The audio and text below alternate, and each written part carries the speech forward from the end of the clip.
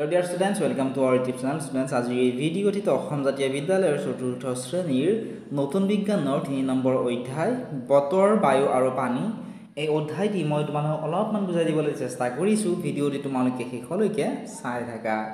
প্ৰথমতে চোৱা ইয়াত কি দিছে যে আমি কি শিকি আহিছো, অৰ্থাৎ তৃতীয় আৰু দ্বিতীয় শ্ৰেণীত তোমালোকে কি শিকি আহিছা। তৃতীয় শ্ৰেণীত তোমালোকে পাইছিলা যে গৰম, ঠাণ্ডা, ৰ'দ, বতাহ, বৰষুণ, ধুমুহা আদিৰ অৱস্থাবোৰকে এখন ঠাইৰ বতৰ বুলি কোৱা হয়, হয়নে?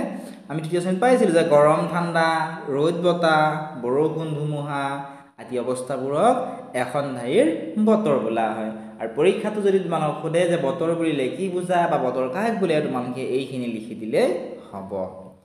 বতৰৰ লগত মানুহৰ ওচৰ সম্পৰ্ক আছে। ওচৰ সম্পৰ্ক মানে সকলোবোৰ, যেনে যোৱাচোন ৰ'দ দিয়া, বৰষুণ দিয়া, হয়নে? গোটেইবোৰ বতৰৰ লগতে জড়িত। এতিয়া তলত বিভিন্ন বতৰৰ বিষয়ে আমাক কিছু কথা দিছে। এতিয়া আমি পঢ়ো আহা। বিভিন্ন বতৰ। এটা বছৰৰ সকলো সময়তে বতৰ একে নাথাকে। এতিয়া যিটো সময়ত মই ভিডিঅ' বনাই আছো, হয়নে? এতিয়া কি হৈ আছে, আজি ডাৱৰীয়া বতৰ, অৰ্থাৎ আজি মাজে সময় কি হৈ আছে, বৰষুণ দি আছে। যোৱাকালি কিন্তু আকৌ ৰ'দ দিছিলে। গতিকে এটা বছৰৰ সকলো সময়তে বতৰ একে নাথাকে। কেতিয়াবা যদি বতৰ ফৰকাল হয়, কেতিয়াবা ডাৱৰীয়া হয়, হয়নে? কেতিয়াবা ৰ'দ দিলে, কেতিয়াবা বৰষুণ দিয়ে। বতৰ সদায় একে নাথাকে।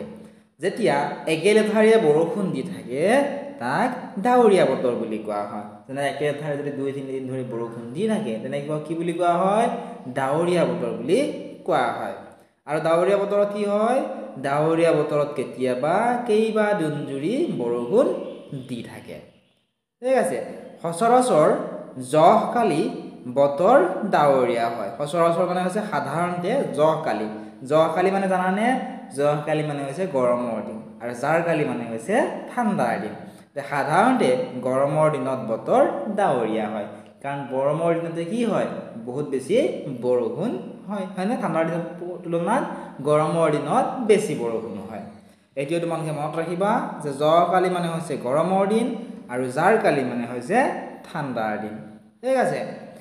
জহকালি বহুদিন বৰষুণ নোহোৱাকৈ থাকিলে খৰাং হয়, আৰু গৰমৰ দিনত যেনেকৈ বহুদিন বৰষুণ দি থাকিলে ডাৱৰীয়া বতৰ বুলি কোৱা হয়, ঠিক তেনেকুৱা ধৰণে যদি বহুদিন বৰষুণ নিদিয়ে, বৰষুণ নিদিয়াৰ ফলত কি হয়, খৰাং হয়। খৰাং বতৰত পথাৰৰ পানী শুকাই যায়। খৰাং বতৰত চাবাচোন পথাৰৰ পানীবোৰ কি হৈ যায়, শুকাই যায় আৰু পথাৰত ফাট মেলিবলৈ ধৰে। খৰাং বতৰ বেছিদিন থাকিলে খাল ডোং আদিবোৰো শুকাই যায়, হয়নে? চোৱাচোন খৰাং বতৰত কি হয়, এই সূৰ্যৰ পোহৰ দিয়াৰ ফলত এই যিবোৰ পানী থাকে, এই পানীবোৰ কি হৈ যায়, ভাৱ হৈ যায়, হয়নে? ভাৱ হৈ যোৱাৰ ফলত কি হয়, ভাৱ হৈ যোৱাৰ ফলত তাত পানী নোহোৱা হয়, আৰু ইতিমধ্যে যিহেতু বহুদিন বৰষুণ হোৱা নাই, গতিকে ইয়াৰ ফলত কি হয়, বতৰ খৰাং হয়, আৰু খৰাং বতৰত খাল ডোল আদিত থকা পানীবোৰো শুকাই যায়। লগতে পথাৰত কি মেলে, ফাট মেলে। কিহৰ কাৰণে? কাৰণ পানী নোহোৱা হৈ পানীৰ অভাৱত পথাৰত ফাট মেলে, কাৰণ ৰ'দ বেছিকৈ পৰিয়ে থাকে, গতিকে পানীৰ অভাৱত ফাট মেলে দেখিবলৈ পোৱা যায়। কেতিয়াবা আকাশত মেঘ থাকিলে ভালকৈ ৰ'দ নোলায়। তোমালোকে চাবাচোন, ইংৰাজীত ক্লাউড বুলি কয় মেঘক, হয়নে? গতিকে কেতিয়াবা যদি আকাশত মেঘ থাকিলে ভালকৈ ৰ'দ নোলায়। আৰু আকাশত যেতিয়া মেঘ দেখে তেতিয়া তোমালোকৰ মা দেউতা, ককা আইতা বা জ্যেষ্ঠজনে কয় যে বৰষুণ দিব পাৰে, কাৰণ ডাৱৰ বা মেঘ থাকিলে কি হয়, বৰষুণ হয়। বৰষুণ দিয়াৰ পাছতহে মেঘ নোহোৱা হয়। আৰু তোমালোকে চাবাচোন, বৰষুণ দিয়াৰ আগত তোমালোকে মেঘবোৰ দেখিবলৈ পাবা, বৰষুণ দি শেষ হোৱাৰ পিছত তোমালোকে মেঘবোৰ দেখা নোপোৱা। আৰু মেঘবোৰ নোহোৱা হ'লে কি হয়, ফটফটীয়া ৰ'দ দিয়ে। আৰু সেই বৰষুণ দিয়াৰ পিছত যেতিয়া মেঘবোৰ নোহোৱা হয়, যেতিয়া ফটফটীয়াকৈ ৰ'দ দিয়ে, তেনে বতৰক ফৰকাল বতৰ বুলি কোৱা হয়। ঠিক আছে। কোনো সময়ত বেগেৰে ধুমুহা বয়। জহকালি কি হয়, কোনো সময়ত, যেনে বৰষুণ দিয়াৰ আগত, বেছিভাগ বৰষুণ দিয়াৰ আগত কি হয়, বেগেৰে ধুমুহা বতাহ বলে, হয়নে? বা বতাহ সামান্য কৈ বলে বা অথবা বৰ জোৰেৰে বলে। বৰ জোৰেৰে বতাহ বলা কি বুলি কোৱা হয়, ধুমুহা বুলি কোৱা হয়। আৰু ধুমুহা বতৰ বেছি সময় কিন্তু নাথাকে। ঠিক আছে। আশা কৰিছোঁ তোমালোকে বুজি পালা। এতিয়া বতৰৰ প্ৰভাৱ আৰু আগজাননীৰ বিষয়ে ইয়াতে কিছু কথা উল্লেখ কৰিছে, আমি পঢ়ো আহাচোন।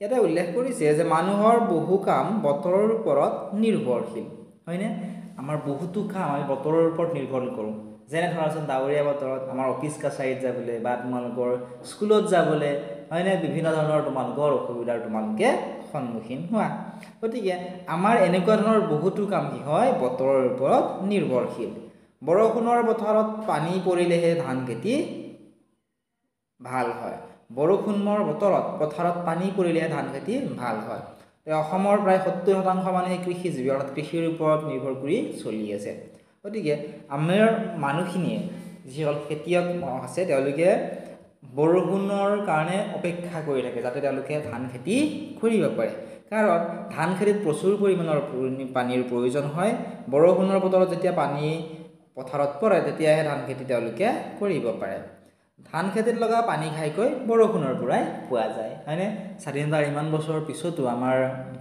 যিটো কৃষি অৱস্থা এতিয়া হয়তো পুৰণি কলিয়াই আছে হয়নে আমি এতিয়াও পানীৰ বাবে বৰষুণৰ কাৰণে অপেক্ষা কৰিবলগীয়া হয় কিছুমান খেতিৰ কাৰণে আকৌ বেছি বৰষুণ ভাল নহয় যেনেকৈ ধান খেতিত বহুত বেছি পৰিমাণে আমাক পানীৰ প্ৰয়োজন হয় কিন্তু কিছুমান খেতিত আকৌ বহুত বেছি পৰিমাণে পানী প্ৰয়োজন নহয় কিছুমান খেতিত বেছি পানী হ'লে কি হয় খেতিখিনি বেয়া হয় শাক-পাচলিৰ খেতিত বেছি বৰষুণ নালাগে চাবাচোন শাক-পাচলিৰ খেতি ঠাণ্ডাৰ দিনত কৰা হয় হয়নে ঝাৰকালি কৰা হয় কিহৰ কাৰণে কাৰণ জহকালি আৰু গৰমৰ দিনত কি হয় বহুত বেছি বৰষুণ হয় আৰু শাক-পাচলিৰ খেতিত বহুত বেছি বৰষুণ আমাক নালাগে জহকালিৰ বৰষুণ বতৰত এনেকুৱা খেতি কৰাটো ভাল নহয় যদিহে আমি তেনেকুৱা বতৰত খেতি কৰোঁ খেতি বাতিখিনি বেয়া হ'ব যাৰ কাৰণে শুকান বতৰতহে এনে খেতি ভাল হয় কাৰণ যাৰ খেলি কি হয় পানী কমকে পৰে অৰ্থাৎ বৰষুণৰ পানী কমকে পৰে ধুমুহাত মানুহৰ বহু ক্ষয় ক্ষতি হয় তেতিয়া ধুমুহা বতাহ আহি হয়নে মানুহৰ ঘৰ দুৱাৰ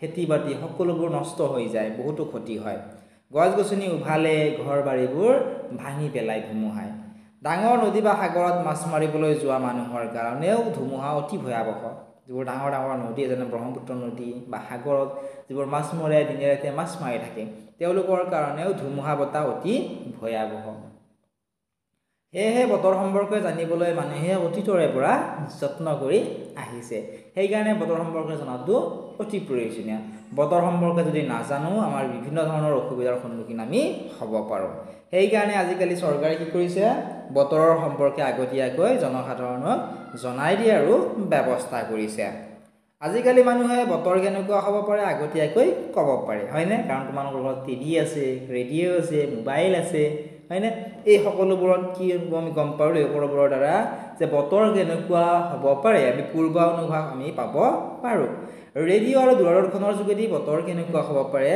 আগতীয়াকৈ কোৱা হয় হয়নে চাবাচোন তোমালোকে যিসকলে টিভি চোৱা বা আজিকালিতো ৰেডিঅ' প্ৰায় কম সংখ্যক মানুহৰ ঘৰতে আছে গতিকে কি হয় এইবোৰৰ যোগেদি আমি কি গম পাব পাৰোঁ যে বতৰ কেনেকুৱা হ'ব ইয়াৰ বিষয়ে আমি গম পাব পাৰোঁ ধুমুহা বা বৰ বেছি বৰষুণ বা খৰাং বতৰৰ বিষয়ে আগতীয়াকৈ সাৱধান কৰি দিয়াও হয় যদি কেতিয়াবা বহুত বেছি বৰষুণ হোৱাৰ সম্ভাৱনা থাকে ধুমুহা বতাহ অহাৰ সম্ভাৱনা থাকে তেতিয়া আমাক চৰকাৰেও বিভিন্ন পদ্ধতিৰ সহায়ত সেইখিনি আমাক জনাই দিবলৈ চেষ্টা কৰে যেনে মোবাইলৰ মেছেজ দি হওক বা টিভিত আগজাননী দি হওক ৰেডিঅ'ত আগজাননী দি হওক চৰকাৰে আমাক সেইখিনি জনাই দিয়ে যাতে মানুহখিনিৰ কোনো ধৰণৰ অসুবিধা নহয় আৰু আজিকালি বতৰৰ বিষয়ে জানিবলৈ কৃত্ৰিম উপগ্ৰহ ব্যৱহাৰ কৰা হয় গতিকে মানুহৰ বহু কাম কাজৰ ওপৰত বতৰৰ বহু প্ৰভাৱ পৰে কাৰণ বাৰিষা বতৰত কি হয় বহুতৰে প্ৰব্লেম হয় বিয়া বাৰু পাতিবলৈ বিভিন্ন ধৰণৰ সন্মুখীন হ'বলগীয়া হয় গতিকে মানুহৰ কাম কাজৰ ওপৰত বতৰৰ বহু প্ৰভাৱ পৰে